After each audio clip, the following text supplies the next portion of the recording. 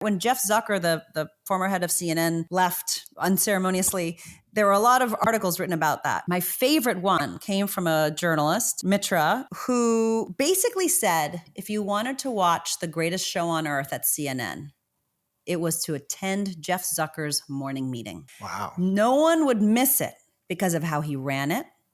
He understood, he watched everything the night before and found and spoke and shared why certain moments worked, which honored also his team, showed that he was paying attention. He would elevate certain voices that would never otherwise be heard. Sometimes he would stage ahead of time certain moments so that people could really understand what is the cultural metabolism of this place.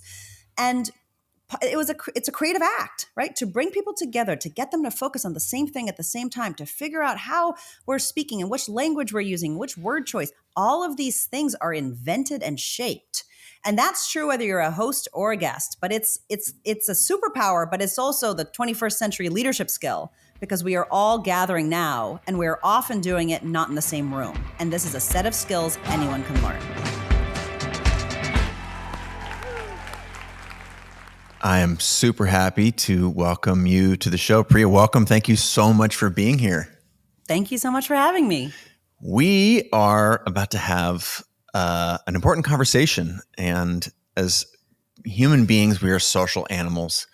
And as I shared with you prior to us beginning the recording, that the people who listen and watch the show, the fans and the community around it, we identify as creators, we identify as entrepreneurs, and all of us as humans have just come through this global pandemic not too long ago, where our work life was really stirred up. Our social lives, how much we gathered or didn't, was definitely put into a blender. We are now, I would like to think, emerging. And if I look at my own behavior through the lens of gathering, which you are an expert in, and we will talk in depth about that today, I still feel a little out of sorts. I'm not sure if I'm a new person, if the habits that I have are they relics from the past, or is this a new me? Is this a new normal? There's a lot of things that are what I would say questions in my mind about gathering. And as an expert in this field, having written, all kinds of stuff specifically around the art of gathering, I'm hoping that you can, through the lens of where we're going in the future of work, the future of getting together as humans, if you can tell us a little bit specifically on that topic, but also include a little bit of backstory, why this is interesting to you, and why you might think you're a guest on the show today because of this work that you've done. I mean, if we may start with the idea of a creative and the act of creation, all of gathering at some level, meaning 3 or more people coming together for a purpose with a beginning, middle, and end, is created. Mm-hmm. It's invented.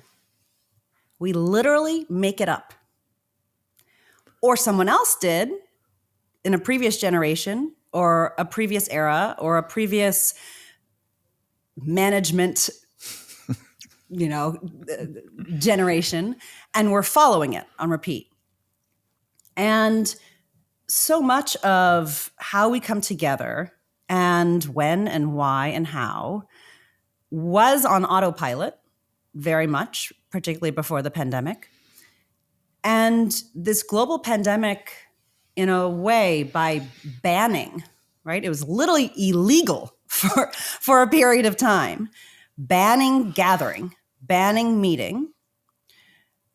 It basically made us see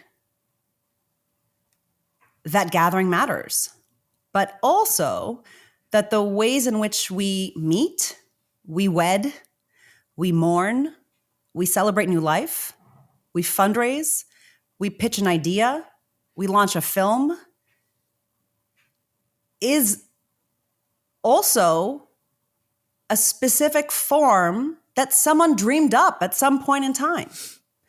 And if you remember, and I'm happy to kind of get into my backstory a bit, but if you remember, I don't know about you, for me, the moment I remember really realizing that that this pandemic, quote unquote, the word people were using to describe this thing that seemed to be coming was going to be really big was actually the week where South by Southwest was kind of being debated whether it was going to be canceled or not. Do you remember that? I do. Yeah, I remember it well. And so much of the at least the chat on Twitter was people kind of troubleshooting and problem solving if this massive conference, right, this gathering that is responsible for $250 million in local revenue in Austin, Texas, that is the site for so many independent filmmakers and entrepreneurs to launch. If we can't actually physically meet, if this thing is going to be canceled, how do we get our ideas out there? And I remember seeing tweets like, well, maybe we could, this is a moment to live stream independent films and the big, companies could watch and we could all vote up. I mean, sort of reimagining what a launch actually looks like. And if you slow down that moment, and so many moments the first few months of the pandemic, it was a moment of terror, and it was also a moment of radical invention. Yeah. Because the forms that we had relied on to do the things we do no longer could be used. And that is a moment of invention, of creativity, of entrepreneurialism. Yep. Entrepreneurship. As an MBA student, my business school would be very sad that I just called it entrepreneurialism, but let's go with it. I'll take it. Roll cameras. Basically, all of that to say is gathering is something that we do all of the time. We've done for time immemorial. And the pandemic, more than anyone could have ever imagined, made us basically begin to see it as a unit in time. And I wrote this book, The Art of Gathering. It came out in 2018, so 2 years before Gathering was banned. And part of the reason I think I kind of knew that Gathering is invented is because of the way that I was raised. I'm biracial, I'm bicultural. I was born in Zimbabwe. My mother's Indian, my father's white American. And we eventually moved to Virginia, and which is the opposite of Zimbabwe. and they divorced. They separated, they divorced, and they each remarried other people. And within 3 years, they had joint custody, and I went back and forth between these two homes. And I began to see, the way these two families have dinner is very different. It's not obvious to one side that one would say grace before meal. The time in which they actually meet, the time in which they dine, who's around the table, the shape of the table, the conversation, the length of time, the rules and norms, who gets up to serve who, how the dishes are washed. Because I actually just had two different exact comparisons where I was part of both, I began to see that the way in which we gather, down to the level of how we have dinner as a family, is literally created through the people and the cultures that they come from. And I think in part, in my father's house, the ways in which we gathered tended to be at church, tended to be in softball fields, tended to be on basketball courts. And this kind of white American, evangelical Christian, Republicans, conservative family, that was the Parkers. And then my Indian side was this sort of Indian, British, Buddhist, landmark forum-y, incense-filled, workshop-y household. And I was a part of both. And so I've always been interested in when and why and how we come together, and when and why and how we come apart. And when the pandemic hit, I became a conflict resolution facilitator. So my day job is still, I'm a group dialogue facilitator. And I could just kind of see that we were going to start having a pretty massive conversation around the social infrastructure of gathering. To me, it's the cornerstone of what it means to be human, right? We are social animals, whether we like it or not, whether we're introverts or extroverts. And I have been fascinated by this concept. You are one of the only people I have paid attention to your work for some time and the rhetoric that you use around that getting together is a creative act.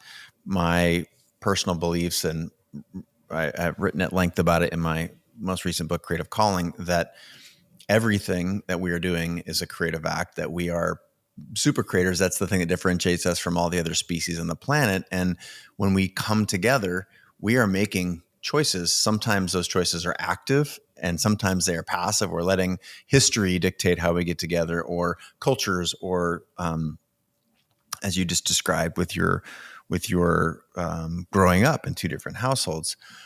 I'm curious how that led, the belief that we are gathering, and that gathering is that can be very, very different. And did that directly tie into you becoming a facilitator, or, what was the path to get there? And then if we, on the other side, now we know that you're a facilitator, how has that helped you sort of look through the professional lens at gathering, such that you were able to write an amazing book, again, The Art of Gathering? Help me understand that. Where does the role of you as the professional facilitator fit into the young you growing up in two households, and how does it help and or differentiate you in your work now? Well, I think I became a facilitator, a dialogue facilitator, in large part to kind of figure myself out. My husband often jokes it doesn't take a shrink to explain how Priya got into the field of conflict resolution. I came up in two families that had very, very different beliefs, that had very different ways of even dealing with conflict. And so I think I was very formed by being kind of biracial and bicultural, but also cleaved, if you will. Like I was that, but I was that in two very different cultural homes. And then as a university student, I went to the University of Virginia, and I was biracial, but I never actually even used that word until I got to college. I don't know if I'd ever heard that word. It was a term that was kind of new to me. I mean, I sort of knew what my mother was and knew what my father was, and never really thought more about that. And I think, by the way, the country has really evolved so that the conversations I was having in college, my children are now having in elementary school. It's also a completely different time. But I was frustrated and confused by race relations at the University of Virginia. And long story short, I just noticed things like on Saturday nights, there were white parties, literally like white fraternity parties, maybe 1 or 5% people of color, but basically white. And then there were black parties, and there were black fraternity parties, and, within blocks of each other. And night after night, the black parties would get broken up by the police and the white parties wouldn't. Like just sort of the first questions people would ask me is, what are you? I didn't understand why that was the most important question, but I knew that in a culture, the first question people often ask is really important to that culture. And so I learned very quickly, I'm supposed to say I'm biracial, half white American, half Indian. And UVA has a very strong sense of student self-governance. And two older students basically said to me, if you think there's a problem here, do something about it. And so I started researching and studying the history of race at the University of Virginia. I started looking at what the other initiatives had been to try to change race, the culture of race at UVA. I looked at the history of desegregation, and it looked at the history of when women joined the university.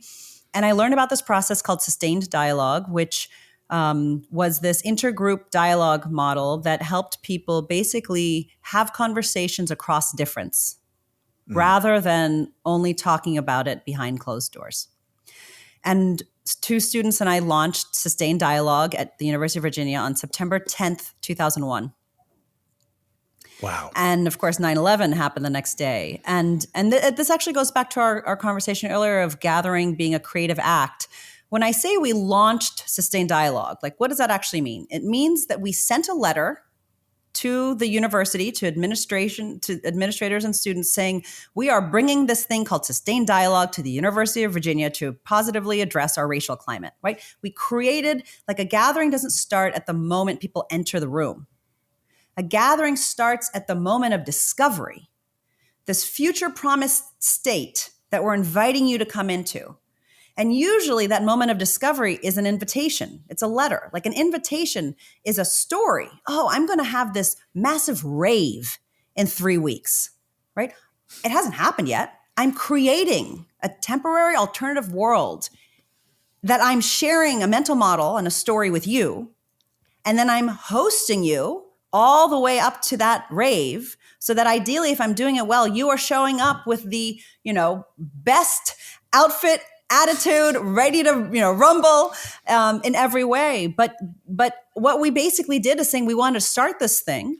And then because 9/11 happened and the entire university needed kind of a way and a place to process, not just once, but kind of many times over and over again, sustained dialogue as this small group dialogue model, literally meaning 10 to 12 students committed to meet every 2 weeks for 3 hours at a time, often in a classroom or in someone's living room, to talk, to go through a curriculum and talk about race, often with people who are different from them, over the course of an entire year, right? It was a commitment to dialogue. That is how, and it began, and it exploded. It became a very large student organization. It spread to other campuses, and very quickly, and kind of just, and my peers, as well, like an entrepreneur, if you want to use that language, kind of like continuing to follow, where is the need, where is the heat, where is the need, where is the heat, where is the interest, and how do we make sure we have the tools we need to match that need, and how do we start building it? And in the context of creating that, vessel, that technology, right? That social technology of launching these small group dialogues, we learned how to moderate conversations. We had Hal Saunders and other senior facilitators come down to the University of Virginia and train us in active listening, in holding a room, in getting people off their scripts. And I think in just kind of following that thread and it being personally interesting to me, I wasn't doing this for someone else. I wasn't doing this to be a do-gooder. I was doing this because I was trying to sort out myself and sort out my own relationship to this country that is, supposed to be mine. And yet I have so many questions about it. It ended up being this really interesting canvas for me to answer, kind of one Wednesday night at a time, who are we and how do we want to be here together? There's so much, there's so many different directions that I am compelled to take our conversation, but I feel like there's a foundation in a couple different areas. And I was just scribbling some notes down here so I don't forget them, that if we operate under the umbrella that to gather is a creative act, and you talked about when you sent your invitation or you sent your note to the university, that was in a sense an invitation. And that act is basically all around us at all times. And we have, I think, to great harm, we've ignored that. And, if I read not too far in between the lines of your work, you can see that you've been frustrated with the fact that, hey, look, we're not doing a great job of getting together. And this means socially, this means at big events like weddings and funerals. This means even in individual meetings within companies. I would extend it to another cornerstone of this conversation with, the creative act is largely a collaborative act, right? Even if you're a solo songwriter, you have to have recording technicians and all these other things. So, I want to set the table to go to a couple of these different legs of a stool, if you will. But I'm fascinated by the fact that you think about the gathering starts long before the gathering. There are assumptions that we're making, again, especially with weddings, funerals, some of the ways that we've convened in the past. I want to start, though, with meetings, only because it's so dang obvious, and it's changed a lot over the course of the past 2 years, especially. So in a professional setting, and this can be whether you're a solopreneur, entrepreneur, or you're at a large company, how have meetings been affected in the past few years? What can we do differently to take it in a new direction? So even before the pandemic hit, there were studies that showed that the number one cause of rage among employees were meetings to like rage, not boredom, Rage. rage. I was going to say that it's such a choice word. Such a choice word. Those researchers knew what they're doing. Choice word. Yeah. And too many meetings and ineffective meetings, right? It was distracting us from our work. And so that was true well before the pandemic. The pandemic made it even more glaringly obvious, right? It's kind of hard to hide a bad meeting on Zoom, right? Like in person, it's being recorded in many ways. Yeah, right? it's also being recorded. You have almonds in the middle of the table. You can grab someone on the way out the door. You can, pass. There's just so much else going on that at some level, if it's somewhat of theater, it's like, you know what? There's enough other substitutes or subsidies that's going to get me through this. On Zoom, right? It's a contextless space, meaning we create the meaning. We create the conversation. And so there's different moments of the pandemic that have kind of helped us sort through these various needs and problems. But basically, the first thing I think the pandemic did is I don't know if you remember, there was this New Yorker cartoon early in the pandemic, and it was like, I guess all of those meetings really could have just been emails, right? There was this kind of social pause in our personal lives and in our work lives where we just didn't meet. Like literally all meetings were just canceled for 2 or 3 weeks. And there were some emergency meetings. And then there's this interesting vacuum where organizations and companies and also creative teams had to ask, well, how should we meet? And what do we need to do collaboratively? Which is a really important question. What do we need to do collaboratively? When do we actually need each other? And when are we better on our own? I know comedic writers' rooms where they had to move fully on Zoom. I was interviewing one of the writers, and she said, we used to be around a table, and I could barely ever get a word in edgewise because there was so much jockeying. Now we had to temporarily pause and we all write on our own and then come together to share our writing on Zoom. And so many more of my ideas have come through, and all of our ideas are actually better. Right. And so that's one case in which in a creative process, these are really specific questions that are up for contestation. Do we write better alone? Do we write better together? Where and how are you actually tweaking this process? I had a podcast that was supposed to we sold it to the New York Times. It was supposed to be called Gather. Good timing, Priya Parker. Good timing. And we'd been recording it for like 4 or 5 months. It was sort of like Queer Eye for gatherings. So I would I'd kind of ride along with different people trying to make their gatherings more meaningful. A charter school that realized that their gala model was absolutely the opposite of the principles of equity and diversity that they were trying to build their school on. So how do you reimagine the gala? Weddings, I had brides and grooms with like voice memos hitting record during their vows to sort of get audio tape. We had all of this tape. And the week the pandemic hit, a producer texted me and said, Priya, we have to pause the show. A show about gathering is going to sound like a horror film.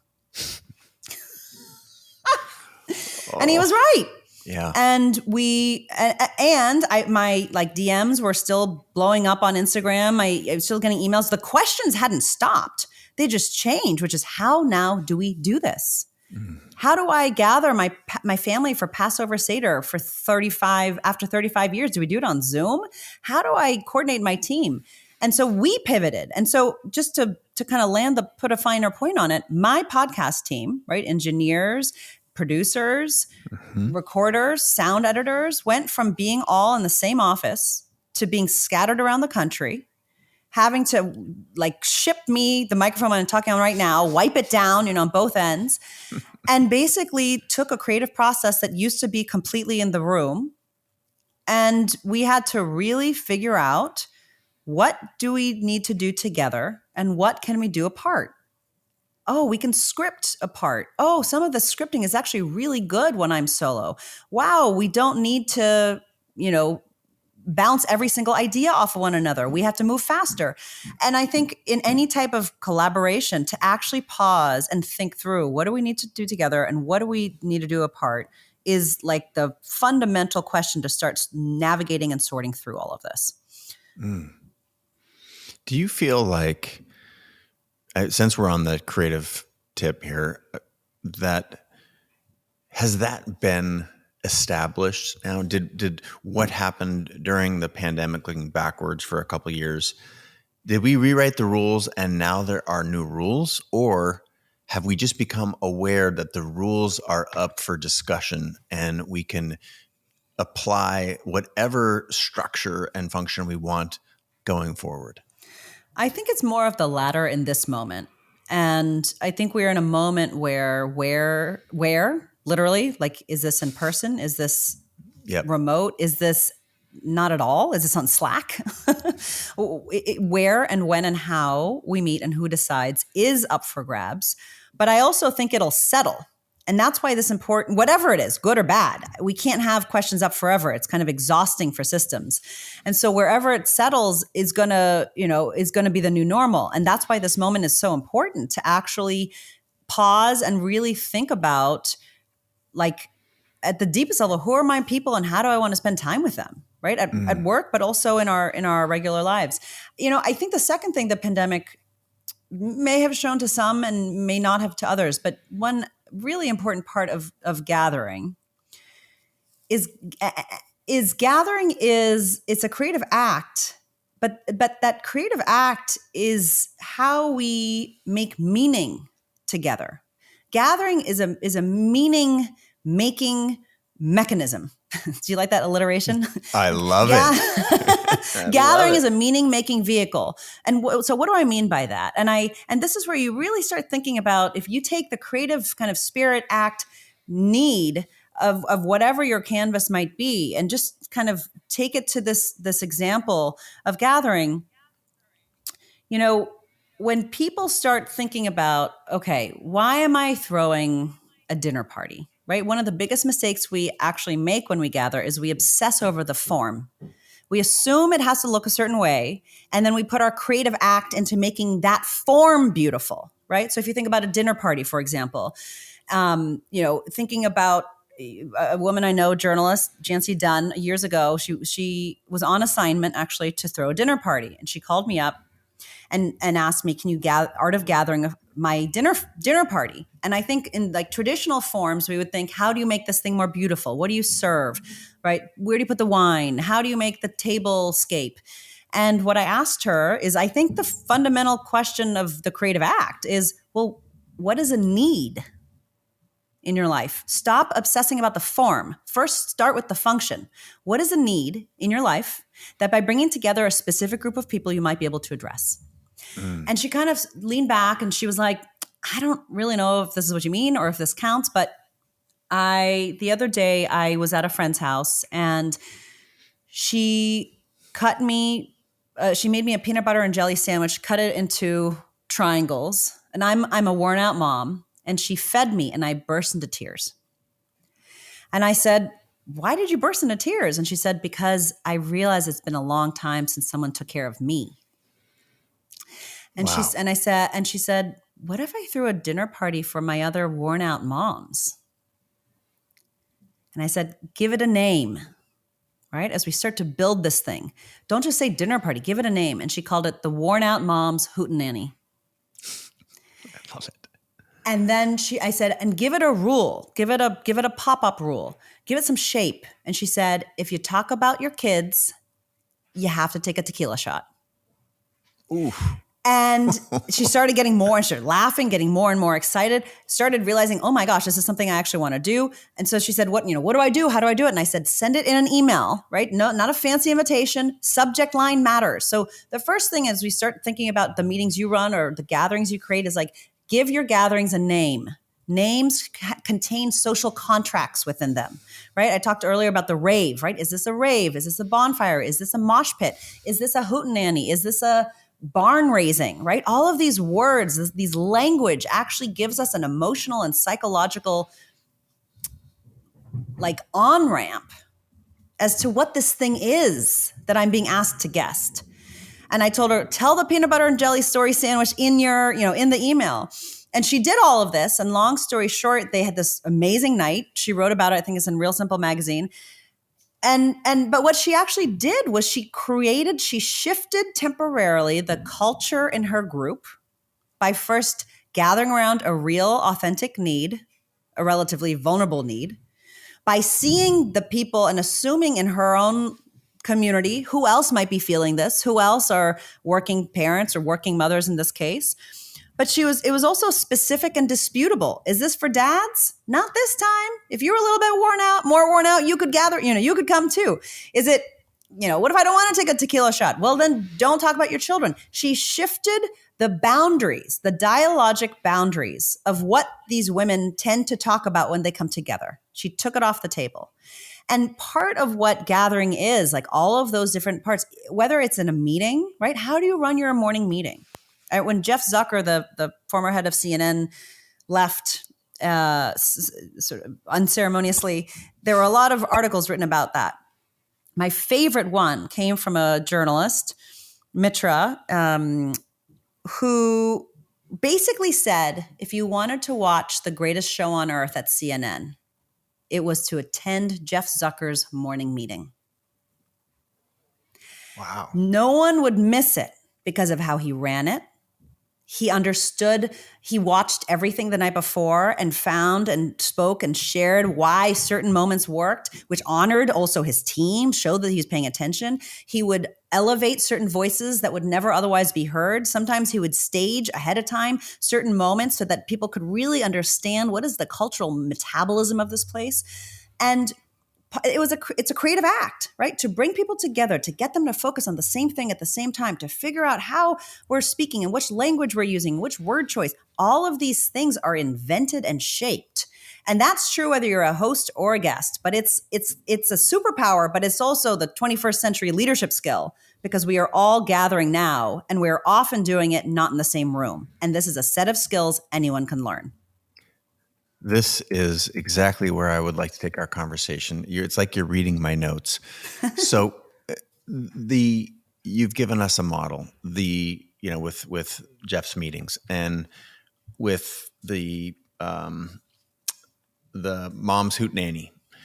The idea that gathering people is a creative act, all of this has to do with setting some sort of an intention. And I find that, especially through your stories right now, if I'm mapping the last 10 gatherings that I had, either I was a part of, I hosted or whatnot, the lack of intention seems to be where we have radically, woefully missed the mark. Am I wrong in that? Or are there other things that if we wanted to get started and we want to send our listeners and watchers away with, how do you get started doing this to create more value and meaning in the gathering spaces and the places that we want to bring people together? How ought one start? Where do you start? I said this earlier. I said the gathering doesn't begin when people enter the room. It begins in the guest's mind at their moment of discovery, right? At this moment of invitation. And this invitation is an act of world creation if you do it right. It's not just a carrier of logistics, right? I want to invite you into an evening in which though you are a parent, I invite you to not talk about your children. Otherwise, you will have to take the secret potion when you do, right? I want to invite you into a world in which we are coming together to wed like none other have wed before. And for you to be able to come, we want you to wear the single best thing in your closet, no shopping, right? These are acts of world creation through what you literally say in your invitation. And in order to actually do that in your invitation, if the gathering starts at the moment of discovery in your guest's mind, an artful host, an artful gatherer thinks well before anyone is in the room about what is the purpose of this thing. What is the need? Why does the team need to meet this week? What is the core purpose of the staff meeting this week? What is my need in my life at 32 or 42 or 72 for this birthday? And to start way upstream, to pause and just bring intention to this very simple, but actually very also complicated question of how do I want to spend my time and with whom and how? And and by the way, if you're listening to this and you're like, you know what? I love the way I spend time with my friends. I love the way I spend time with my family. I love my colleagues, and we got this. You are lucky, and like keep doing what you're doing. This is really for people who want to up the value of meaning in their gatherings and feel like people are either distracted or haven't thought through why they're actually there. Think about their effectiveness. I mean, just maybe state the obvious. We should gather because we need each other. I literally can't build a house, right? In the olden days, right? A barn raising. I cannot build this barn without other people, right? In religious traditions, in the Jewish tradition, there's beliefs and sacred texts. God is present when 11 or more people are gathered, right? Whatever your belief system, there's all of these different ways in which we literally cannot solve this problem without one another. And yet, so often in our gatherings, we leave as guests not feeling of use, but used. Right? You go to a product launch, you go to a art exhibit, you go to a book launch, and there's a sense of like, oh my gosh, all they cared about was having bodies in the room. All they cared about was, having the perfect Instagram shot. It could have been me, it could have been anyone else. They just needed a breathing pulse. And that's such a wasted opportunity. And often it's not from bad intent. It's from lack of intention. It's from not pausing and actually asking, well, what is the specific need of this book launch? So let me give an example. This was, speaking of book launches, a few years ago, there was a book that came out, and every example I talk about, I have permission to talk about it. There's a book that came out where the narrative of the book itself was about secrets lovers keep from each other. Okay, it was a novel, and the host of this book party was the publicist, creative, brilliant woman, and she didn't just say, "Oh my gosh," right? This woman has to launch maybe 12 to 15 books a year. A season, right? There's a lot of book launches. There's some version where it's like, how do we just cram bodies into the room? Yeah. But what she does every time is she pauses and she asks these questions. What is the deepest purpose of this book? Who is this book for? What are the core ideas of this book? Who might be interested in that? How do we help people understand why they should read this thing? And so what she ended up doing was, if you were invited to that book launch, the invitation came in as a postcard, double-sided postcard.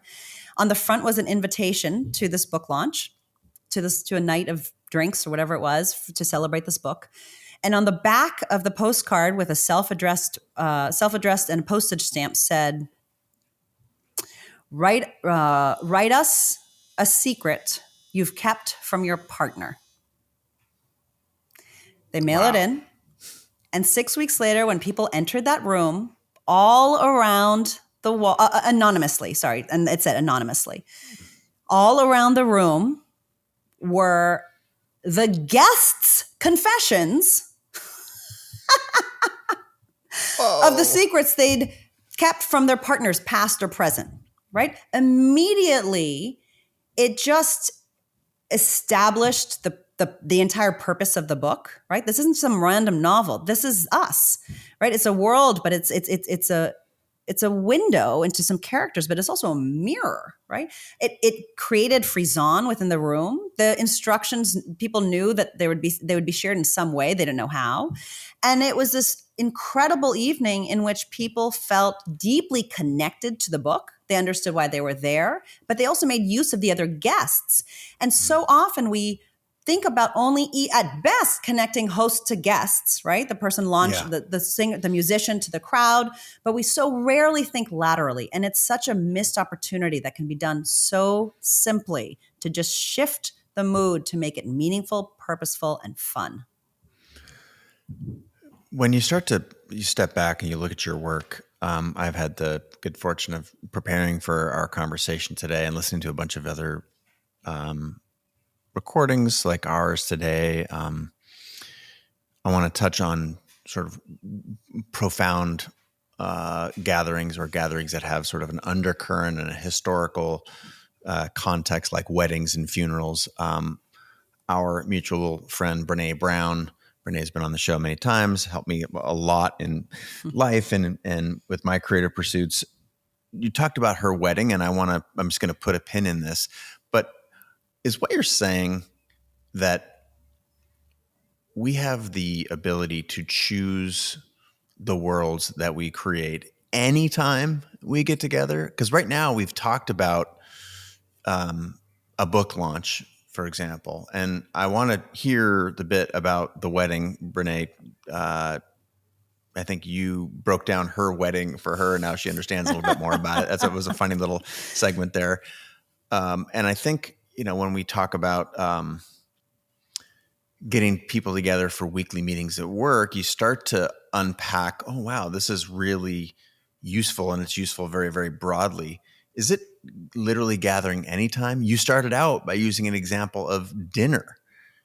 So I'm hoping you can help put maybe a microscope on what you're actually proposing we do. Is this possible that every time we gather, it's a creative act? Or is that exhausting and it's too hard for us and we should, sometimes you just get together and you have dinner with your friends? Or is this an opportunity to shape our world, to create the world that we want to live in every day? Which I'm personally not stuck, but I'm trying to put myself in the mind and the heart of the listener this is a very new concept.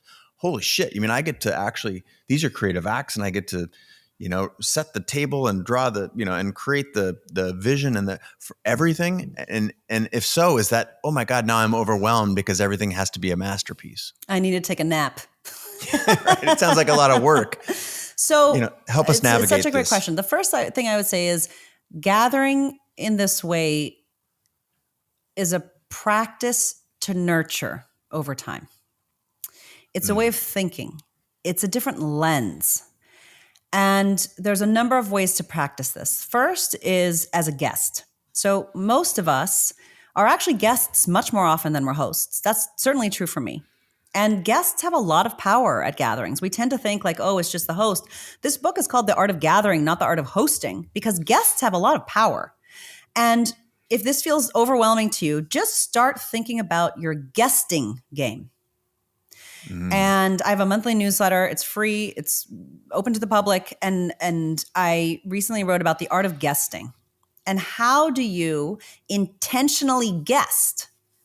And first, just pause and to think about, as invitations come in, to actually make a connected yes, an enthusiastic yes, or a connected, graceful no. To actually clear and really choose, what do I actually want to attend and why? In part because when we're going to stuff we don't want to be, work is a different, is a different situation. So just first in social lives, we tend to, vent our rage at the gathering, right? We're texting on our phone, we're rolling our eyes, we're sort of huffing and puffing in ways that are actually really affect everyone else. So if you, at some level, to choose really intentionally, it's almost a sacred practice. Where do I want to go? And when I show up, I really show up. The second is when you do decide to guest and you choose to go someplace, there are ways that guests fundamentally shift and change a gathering.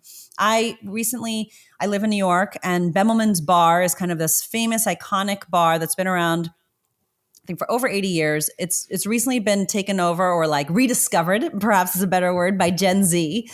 And I went there a few months ago, actually with my in-laws, and sat down, and everyone was kind of taking photos of the drinks and sort of chatting with each other. And in the middle of the table was this incredible grand piano and piano player. And it was just kind of background noise. Everyone was just talking in their own table. And then this one group of guests came in. They sat at the very front. They were seated in front of the piano. They moved their chairs around to one side so they could see the piano. And after the next song, they started clapping insanely. And everyone looked up, kind of shocked, and almost like zombies waking up, right? Started clapping also. And This then happened again. This then happened again. And I was shifted. I was altered by these guests. They made me hear the music differently. They turned us from 12 disparate tables into an audience, into a concert. And that was they altered us at guests. I know of a wedding. Someone wrote me about a wedding they went to where it was in sort of a very large venue and guests were very lost. Like they literally couldn't find the ceremony. And this guest was actually a +1. They didn't know the couple getting married, but they saw that all of these people were lost. And she practiced artful guesting, very playful woman. And she basically she figured out where it was and she created a game of phone tag among the guests to shift and to pass on the secret as to where the ceremony was. And she fundamentally changed the meaning of that transition, right? I know another evening I was at where it was a home where a couple was inviting their friends and family to kind of come together as a housewarming. And people knew that's why. It was the first time anyone was coming into their home. It was over dinner, but conversation was just kind of conversation. And at one moment, one of the guests leaned over to the host and said, "Would you mind if I asked everyone to go around and just share their favorite spot or moment in your home?" And the host kind of looked a little shy and said, "Sure." And so the guest dung her glass and said, I don't know about y'all, but I am so happy to be here tonight. What a beautiful occasion. And I just love like what you've done here. And I wanted to share, and I was wondering if everyone would go around and just share like little moments, little pockets of what you notice. And people kind of like looked slightly surprised. She modeled, the thing I most love is that little nook hidden inside the children's room, right? Where they hide their little unicorns. What a playful touch. It makes me think of how you care so deeply, even as you work for your children and for their small moments, right? Then someone else started, then someone else. She modeled, she shifted the whole evening. Yeah. And it wasn't gratuitous. It was, she understood, she was reading the need, right? She increased the volume of meaning making in that evening. Now, do you have to do this all the time? No. Do I sometimes, what is it? Ship it in, sail it in. My husband always makes fun of me that I phone it in. And maybe it's like growing up in other places. I always like get these sayings wrong. Do I sometimes phone it in? Absolutely. I actually love being a guest more than I love being a host. Like I love being a guest. And you know what? Really good guests, that's a really wonderful practice to start becoming a really good host. But all of this is it's a way of seeing, it's a way of practicing. And you start noticing, oh, that's why that worked. Oh, that's why that worked. Oh, interesting. That's why that didn't work. Why did the energy dissipate at the end of the night, at that night? But the other ones, people went until 2 a.m. Maybe it was because at the moment of transition, someone suggested a game and rallied the troops. And it was a game that everyone was willing to play. How interesting. I love the moments where someone chooses to stand up or say something extra nice about the host, or I'm basically setting a moment, adding some meaning where there wasn't some, or it's an act of generosity. Yeah, that's what it feels like to me. And a friend of mine is very good at this. Used to own restaurants, and he's gone on to have a very successful career in gathering across all kinds of different vectors. And he inspired basically a forum, a creative act that we were doing together. And when I was listening to you describe these things, a setting of the table, a stating of an intention, I actually just brought up this little project. And I'm wondering if you can critique in real time here, throw rocks at this, but I'm sort of the Chase Jarvis Shark Tank. Yeah, I'm patting myself on the back a little bit here for a second. So here's this is the about for the project. Many a musical career begins with small audiences, impromptu performances, late night mutterings, and then the lucky end up on large stages and tucked deep inside recording studios, often vastly disconnected from those that love their music. Our friends in the music industry have bellyached that the industry folk hardly ever share food in a meaningful way or rarely just get together and chill. So we've decided to create a set of evenings for our musician friends built around long tables, remarkable locations, sturdy drinking food, and bottles of wine and whiskey, with the hope that throughout each night, songs would rise up from the table. So without going further, we have invited a set of musicians and we basically prepare a bunch of food. And these musicians, we're here in Seattle, happen to be world famous musicians that either know one another, know of one another. And we were able to get these people together and do a series of dinners. Is that what you mean by stating intentions just enough to like, hey, we're going to get some, people together who normally don't get together. We're usually locked away. And what could we have done more and different to make this? And this is a number of years ago, and it did go on to be successful and fun and whatnot. But I'm wondering, give me a grade here, and then how would you add to this? First of all, whoever wrote that copy or language it's beautiful, right? You established a need. Right. And you also temporarily. So here's what I think you did well. What are the attributes? What are the attributes? Here's what I think you did well or artfully, Okay. and here's the place for improvement. So I think what you did really artfully is you established a need, you temporarily equalized, right? So and this isn't true in every context, but there's power dynamics in every group. You temporarily equalized, which is you made all of these kind of big fancy musicians harken back to the moment where they were busking, right? Where they were in a train station, where they had small audiences. And so even this, it's a slight tilt, but it's like we all started somewhere. And the second thing is, and we all yearned in some strange way for that magic again, right? For that, everything's before us. Right. So that is beautiful. There's a sort of like this tapping into this nostalgic need. There's an equalizing of guests, right? By making them all pre-successful. There's also an equalizing of guests in that you have an empathy for the very successful, for the loneliness of the very successful, which is a very deep knowing. Right? Most people say, boo-hoo, these famous musicians, poor things being stuck in the Sony studios. You are going actually slightly beyond that. That says, for this specific crew, this is a real loneliness. There's a hunger here. And then the language was incredibly beautiful. And then the last thing I'd say is, I often call this in my digital course, the math and the poetry, right? So you find the need, and then you have to figure out what's the structure.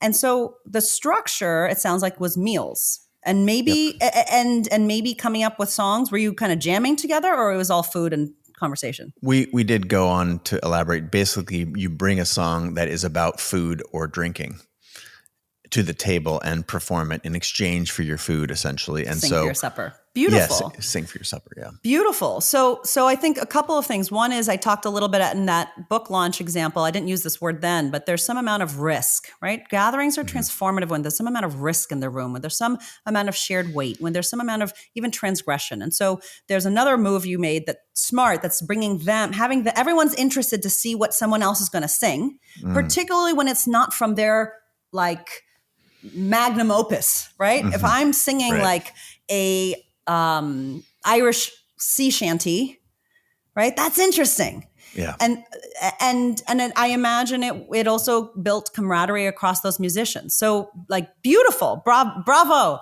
I think I told you I was sort of patting myself on the back and sharing that, but I just want to like give you an actual example for you. Great. So here's where do we the one help? place I think you could where I was surprised what the form was, which is you named this need, which was musicians being swept away into these studios and disconnected from the people who love their music the most. So what I thought you were talking about was that the other guests would be audiences and these small locations. So the risk wasn't people coming together who are already successful sharing a meal and a song. It'd be either having them go and busk in a non-performative, non-Instagramming way, like in a way that actually felt kind of like terrifying in an emotional way, right? Busk on Canal Street, bus at the on the tube, busk. Or reconnecting them with small audiences in a risky way. So I think the next kind of the metaphor is like, who are the guests? And so it sounds like Yeah. you solved for the problem of companionship and loneliness and sharing and generation of new songs. But it's maybe the counterintuitive effect of this is that they're then becoming even more into their sort of like musical Gilded Age and not connecting with the audiences who love them or who could. Got it. But it's beautiful. Super helpful. It was a incredible project. And we're thinking about bringing it back. It was a number of years ago, and these are among the most famous musicians of the last 20 years. 10, 20 plus X platinum folks. So it was a really, really fun project. It struck me like that was one of my first really deep dives into professional gathering. That is one of the reasons I first became acquainted with your work, because I'm so passionate about it now. And I feel like it is an art, and I still have a lot to learn. But I want to change the discussion now and orient towards sort of the future of gathering. So you've talked a little bit about stating intentions at the beginning. You gave a couple different examples. I would like you to give an example about how we can get better at this with some modern examples. I used Brené's wedding. I would like to hear from you on that. But where is this going? Where is, we're talking about the future of work, for example, or in this community, maybe the future of gathering. Are there some really clear threads? Are we getting better at this? Are we getting worse at this? And are there some assignments that you can give us to help us participate in the world that you're trying to get us to see? So first, again, give us a couple examples around weddings and funerals, because your work talks so much about those in a very, very eloquent way, and a way to do it different and special. And then where's it all going? So the role of gathering, of hosting, of choosing our rituals has never been more democratic and has never been more distributed. And what do I mean by that? Even 50 years ago, let alone 200 years ago, the majority of more people went to church, more people went to synagogue, more people identified as religious. If that was true in your weddings and your funerals, there's a specific person who has spent their entire life training to host that funeral, to officiate that wedding, right? We have lower and lower trust in our companies, right? There's more and more people starting their own companies, freelancing, all of the different forms in which people used to go to a specific gatherer with a capital G, right? There's a specific person in a community who does this thing. That has basically been broken wide open. And we are all gatherers now. So what do I mean by that? I'll give a couple of examples of a wedding and a funeral. So you've brought up the Brené's wedding. And this kind of connects to your earlier question of like, do I reimagine everything or is it okay to just do small bits? So the example that she gave, I was talking about how do you reimagine a funeral or a wedding or any type, a baby shower, when the form doesn't resonate with you, or for some reason you come from difference, right? People are getting married across different religions or cultures, queer weddings, right? All sorts of people for whom these rituals were not designed for, right? They did not have us in mind. And Brené gave this example where she, if I remember correctly, she was sort of talking about she identifies as Christian, as in having a relationship with God. She wasn't totally thrilled about having her wedding at church. And this is public information. It was in our podcast interview, so I'm not sharing anything out of turn. And she ended up doing it her way, which was she and Steve got married in a church, and she walked down an aisle, right? So it's like all of these different forms. What are we choosing? What are we throwing out? What are we keeping? But she did it wearing cowboy boots, holding Texas wildflowers, and marched down the aisle to the song, How Do You Solve a Problem Like Maria? Right? And for her, right, it was this like, it was specificity. It was personalization. It was a little bit of a wink. It was slightly transgressive. And if you really wanted to like double click or triple click on the Sound of Music reference, like part of The Sound of Music, Maria leaves the church, leaves the convent at the end of the movie for love, but part of what her entire grappling and reckoning is as a nun in that movie, in that film, was like, what does it mean to be close to God? Right? Are you close to God singing on the top of a hill between trees, or are you close to God in a dark space inside a church? Like these are really interesting questions. And in our weddings and our funerals, these are moments often, because these are rituals that are passed down, that we get a moment when we are getting married or helping someone else sort of design their ritual, to actually think about, well, what do I believe? What do we believe? Who are we? And what, at some level, do we want our sacred union to be? And all of these rituals reflect older economic assumptions, right? The daughter is walked down the aisle with her father to be passed on to her husband. It was in part because it was an economic transaction, for a long time. And couples are rethinking whether they want an aisle. There are couples who, my actually monthly newsletter is about this very topic right now. There are couples who my husband and I both walk down the aisle with each of our parents. There are people, I know a woman who came and rode her sister's motorcycle right down the aisle. I know other couples who are choosing not to have an aisle, but a circle, right? These are all actually fundamental formations. But all of that to say is, you don't have to throw out the whole thing, but you might want to think about and this is true at work meetings too. What's the origin of this meeting? Who first called this meeting? Why at the New York Times is there a page one meeting that's 80 years old, when the majority of readers no longer access the New York Times through a physical paper, right? Whether you're talking about your wedding or whether you're talking about some kind of hallowed tradition, it may be your 35th year anniversary family reunion, but someone created these mechanisms at some point. And all I'm saying is pay attention to them and choose intentionally whether you want to reify them. And you say, that is actually absolutely me, and this is who I want to be, and this is who we are. Whether you want to tweak them or whether you want to reinvent them anew. And that is true at all in our work lives, in our social lives, in our communal lives. So we are on the cusp of reinvention, not just because it has always been something we could do, but especially because we have just stirred up for the past couple of years all what we thought was required, or we thought was natural or native, or it's all been thrown in a blender. So if we apply that same lens to work, and to, as in the future of work, or the future of meetings, or the future of creative collaborations, is it safe to assume that there's a new norm, and can we write our own scripts across all of these things?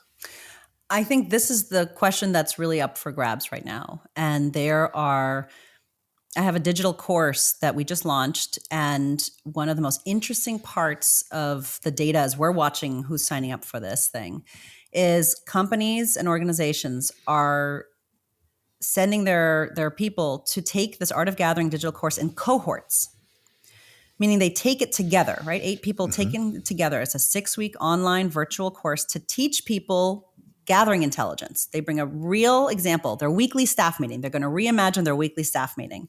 And they together walk through, what's the purpose of this thing, right? What's the math and the poetry? How do we connect people in a meaningful way? How do we protect people in there? How do we close? Do we need this at all?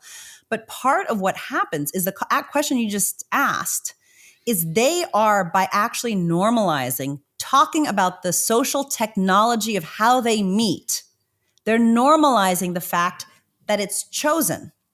They're normalizing the fact that they don't have to necessarily do it in this way. And one of the biggest reasons we don't actually change how we gather is that we don't have the language to even talk about that this is something that we don't have to do in this way. And the pandemic has upended that at some level, but also the conversation. I mean, the fact that most people, many people don't want to go back to physical work is forcing a reckoning within organizations to ask, do we force some people come back to work 2-3 days a week? Are we going to learn how to gather hybrid? Are we going to learn how to gather on Zoom? And given that that's going to be a huge, I think the future of work is going to be knowing how to create psychological togetherness, whether people are in the room or not.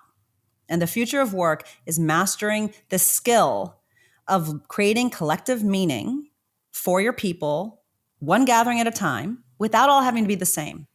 And you have to figure out how to do that on a Zoom and how to do that hybrid wise and how and when to do that in person and to have the discernment to know when to choose what. But basically, when you are not together in the same building physically, how you actually run your virtual meetings is all you have to shape culture. And so what you do in those 60 minutes or 25 minutes or 90 minutes is literally what people think this place is. Wow. That's so much opportunity. Also, a lot of, I think, if I'm thinking throughout the organizations that I know on people's level, if you understand that that is the primary lens through which most people are determining their level of satisfaction at work, that becomes a big deal.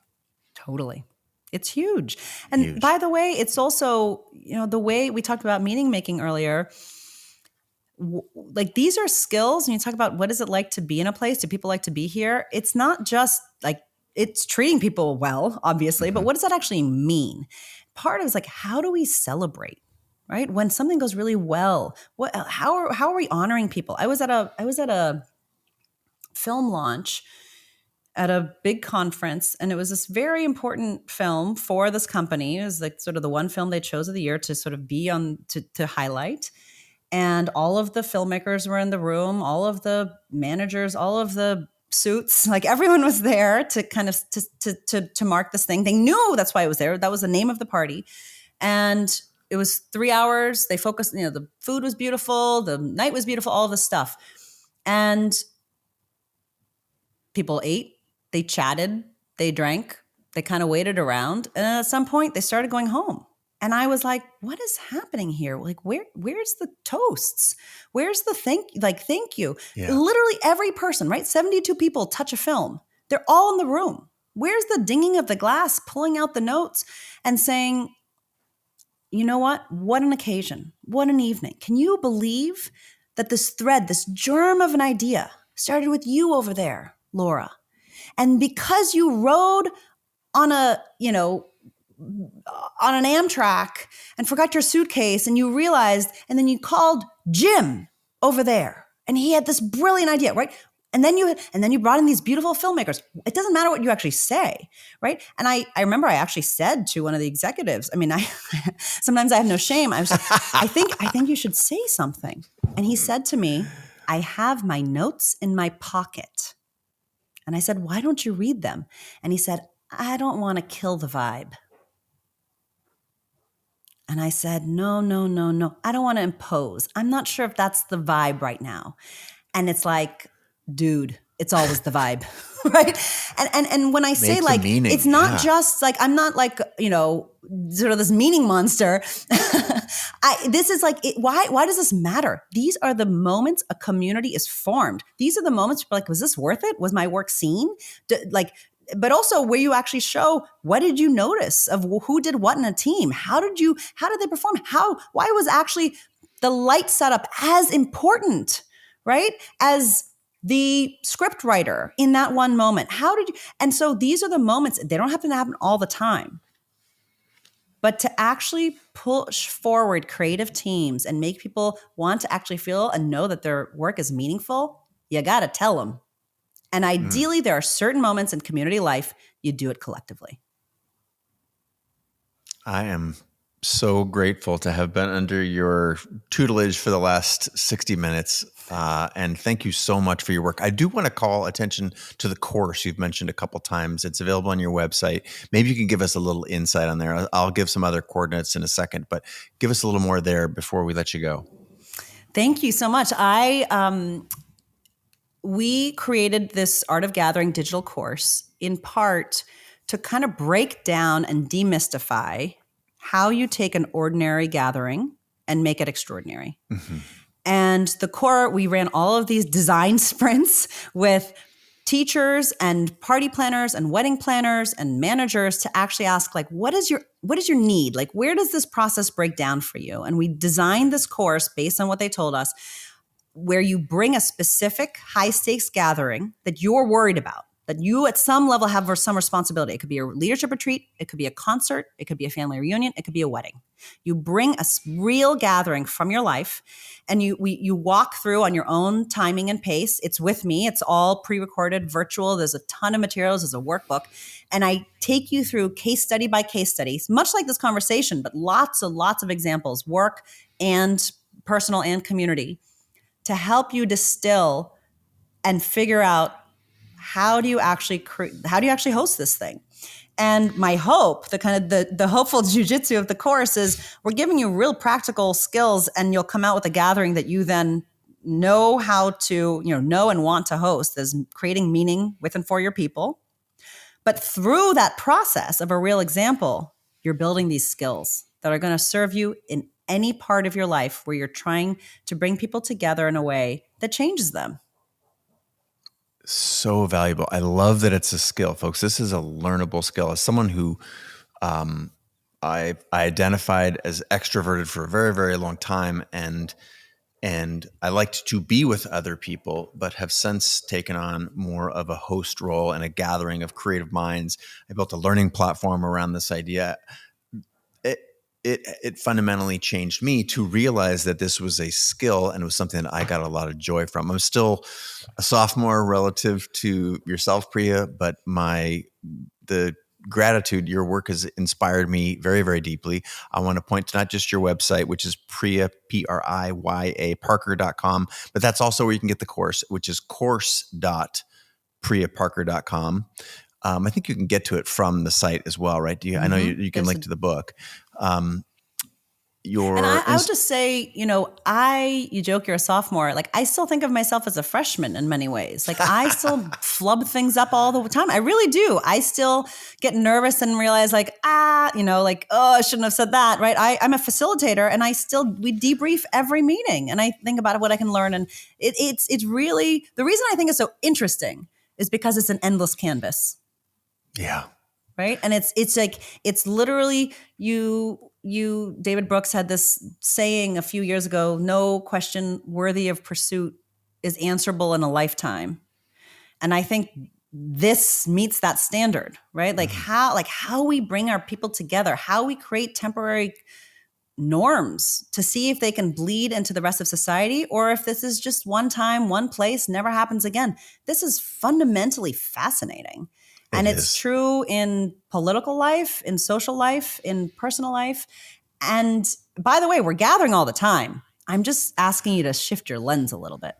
Thank you so much for bringing attention to something that is, as you've pointed out, is a creative act. And I think a lot more people who listen to our show today are going to take that to heart and imbue some creativity in it. Thank you again for being on the show. Again, folks, the book is The Art of Gathering: How We Meet and Why It Matters. Thousands of 5-star ratings on the major platforms. Very grateful to have had you as a guest. That course sounds amazing. Thank you. And is there anything else that you'd like to wrap up? I'm trying to do my best as the host, but as a professional host, exactly, no pressure. I mean, I just thank you so much for having me. Thank you for honoring me. You're a wonderful, wonderful host, and you're a close read of my work. I really enjoyed so much of being your guest and with your listeners. And I think the last thing I would just say, I said this already, is if this all feels totally overwhelming, just start with becoming a little bit more aware of how you guest. I have not had the verb to guest is amazing. You were saying, as I want to get better at guesting. I think that is so awesome, and I'm going to take that to heart. Thank you again for being on the show. Until next time, from Priya and myself, thanks for tuning in, and we bid you a good day. Until next time.